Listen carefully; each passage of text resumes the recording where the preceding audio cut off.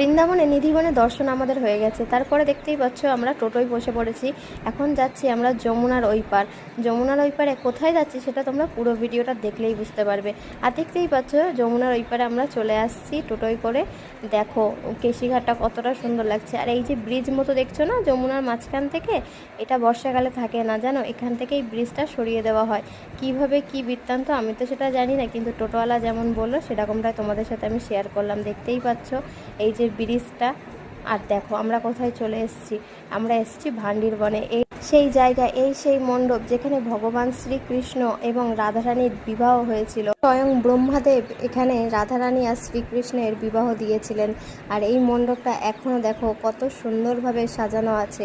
আমার আয়ানও কিন্তু বৃন্দাবনে এসে খুব খুশি। দেখতেই পাচ্ছ ও কতটা আনন্দ করছে। প্রত্যেকটা জিনিস আর প্রত্যেকটা ঘটনা আমি ওকে বলছি, আর দেখো কতটা সুন্দরভাবে সেইগুলোকে দেখার চেষ্টা করছে বা বোঝার চেষ্টা করছে।